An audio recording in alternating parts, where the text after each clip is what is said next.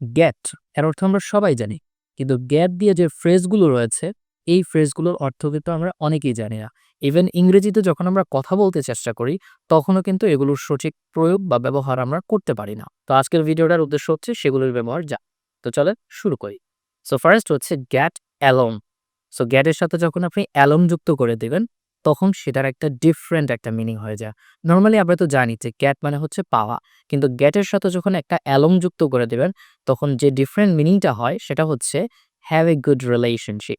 এটার টোটাল মিনিংটা হচ্ছে হ্যাভ এ গুড রিলেশনশিপ, অর্থাৎ আপনার একটা ভালো সম্পর্ক আছে, এটা বোঝাচ্ছে। যেমন উদাহরণ দেই, আপনি যখন একটা অফিসে জব করেন, তখন আপনার অনেক কলিগ থাকতে পারে, রাইট?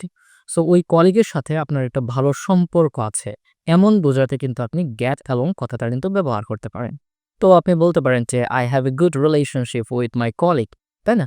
আপনার সাথে আপনার কলিগের একটা ভালো সম্পর্ক আছে। এই জায়গাটাতে আপনি এই যে হ্যাভ এ গুড রিলেশনশিপ এটাকে রিপ্লেস করে দিয়ে আপনি গেট অ্যালংটা কিন্তু ব্যবহার করতে পারেন। তো আমি মোস্ট প্রবাবলি ৩ টা করে উদাহরণ দেওয়ার চেষ্টা করব। ওকে?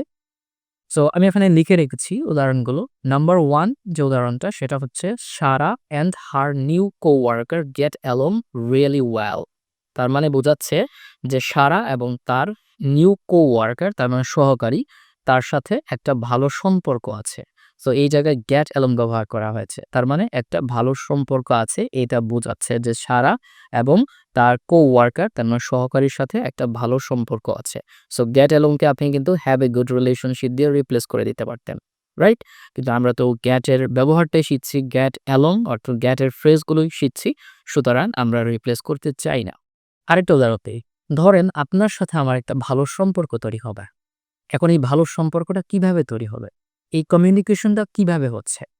যখন আপনি আমার কথাগুলো শুনছেন অথবা আপনার কথাগুলো আমি শুনছি, তখনই তো আমাদের মাঝে একটা ভালো কমিউনিকেশন তৈরি হবে। তো এখন আমার কথাগুলো যদি আপনি না শোনেন অথবা আপনার কথাগুলো যদি আমি না শুনি, তাহলে এখানে কিন্তু ভালো কমিউনিকেশন হওয়ার সুযোগ নেই। একটা রিলেশনশিপও তৈরি হচ্ছে না। আমার কথাগুলো আপনি শুনছেন না, সুতরাং আপনার সাথে আমার একটা ভালো সম্পর্ক কখনোই তৈরি হওয়া সম্ভব না। এটা আপনি আপনার বাস্তব জীবনে যখন আপনি লাইফ লিড করছেন, তখনও কিন্তু দেখবেন আপনার কথাগুলো যখন কেউ না শোনে, তখন তার সাথে সম্পর্ক রাখতে কিন্তু মন চায় না। এটা আপনার আ বিভিন্ন ধরনের রিলেশনশিপের হতে পারে। এটা ফ্যামিলিয়াল রিলেশনশিপ হতে পারে, আপনার আ বা দাম্পত্য জীবনে হতে পারে। বিভিন্ন ধরনের রিলেশনশিপে এটা হতে পারে। যখন কেউ আপনার কথা শুনছে না, তখন কিন্তু একটা ভালো রিলেশনশিপ তৈরি হওয়া সম্ভব না। তো এই জায়গাগুলোতেও আমরা কিন্তু গেট অ্যালং ব্যবহার করতে পারি। কিভাবে? আমি এখানে লিখে রেখেছি।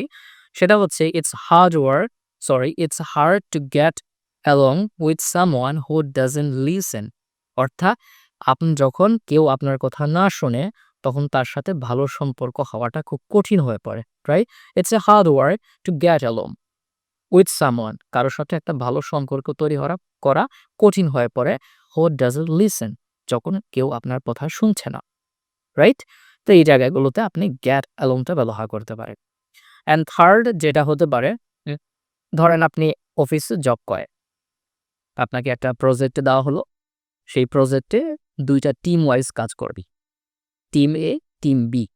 টিম এ এর সদস্য হচ্ছেন আপনি এবং আপনার সাথে আরো ৪ জন, আপনি সহ ৫ জন। টিম বি সেটার সাথেও ৫ জন সদস্য রয়েছে। এখন আপনার উদ্দেশ্য হচ্ছে বা আপনার মনে একটা কোয়েশ্চেন জাগছে যে টিম এ তার মানে আপনি টিম বি এর সাথে ভালো করে কাজ করতে পারবেন কিনা যখন প্রজেক্টটা চলমান থাকবে। অর্থাৎ প্রজেক্টটা চলমান থাকা অবস্থায় বি টিমের সাথে আপনাদের একটা ভালো সম্পর্ক তৈরি হবে কিনা এটা আপনার টিমের অন্য সদস্যদেরকে বলছে যে, "আচ্ছা এই প্রজেক্টটা তো চলমান। তো টিম বি তাদের সাথে কি একটা ভালো সম্পর্ক তৈরি হওয়ার একটা পসিবিলিটি হবে?" এই জিনিসটা আমরা অনেকেই কিন্তু জিজ্ঞেস করতে পারি। তো আমরা এটা উদাহরণের মাধ্যমে দেওয়ার চেষ্টা করি। তো উদাহরণটা এরকম যে, "do you think we will get along with their team during the project?" অর্থাৎ প্রজেক্টটা যখন চলমান আছে বা প্রজেক্ট চলাকালে তুমি কি মনে করো তাদের টিমের সাথে আমাদের একটা ভালো সম্পর্ক তৈরি হবে? অর্থাৎ হ্যাভ এ গুড রিলেশনশিপ এখানে কিন্তু গেট অ্যালং বসেছে। তার মানে গেট অ্যালংটা মানে হচ্ছে have a good relationship. Do you think তুমি কি মনে করো we will get along with their team তাদের টিমের সাথে আমাদের একটা ভালো সম্পর্ক হবে ডিউরিং প্রজেক্টটা চলমান থাকা অবস্থায় বা প্রজেক্ট চলাকালে। তো এরকমভাবে কিন্তু আমরা গেট অ্যালং দিয়ে অনেক ধরনের সেন্টেন্সগুলো তৈরি করতে পারি। তো আজকের ভিডিওটা খুবই শর্ট ভিডিও হয়ে গেল। তো আমার চেষ্টা থাকবে যে শুধুমাত্র গেট না, গেটের সমস্ত তো ফ্রেজ আমরা নিয়ে আলোচনা করবই এবং সাথে, সাথে অনেক ধরনের ফ্রেজ কিন্তু আমাদের ইংরেজি ভাষায় ব্যবহার হচ্ছে, সেগুলো সম্পর্কে আমরা জানার চেষ্টা করব। তো আমি একটা প্ল্যান করেছি যে একটা প্লেলিস্ট আকারে আমার YouTube চ্যানেলে এবং Facebook পেজে এটা প্লেলিস্ট আকারে দেওয়ার চেষ্টা করব, যাতে আপনাদের এগুলো সুন্দর করে আপনি খুঁজে পেতে পারেন এবং সেই সাথে আপনাদের জন্য জিনিসটা সহজ হয়ে যায়। তো আরেকটা জিনিস বলি যে এই ভিডিওটা করার উদ্দেশ্য হচ্ছে যে আমি এখনো লার্নিং প্রসেস এ রয়েছি। অর্থাৎ আমি এখনো IELTS এবং GRE আ প্রিপারেশন নিচ্ছি। তো সেই ক্ষেত্রে এই প্রিপারেশন নেওয়াকালে আমি ভাবলাম যে আপনাদের সাথে এই জিনিসটা শেয়ার করি। আ হয়তোবা আপনাদের কাজে লাগতে পারে। সো সো আপনি যদি ইন্টারেস্টেড হন, আমি একটা প্লেলিস্ট আকারে আপনাদের জন্য দেওয়ার চেষ্টা করব।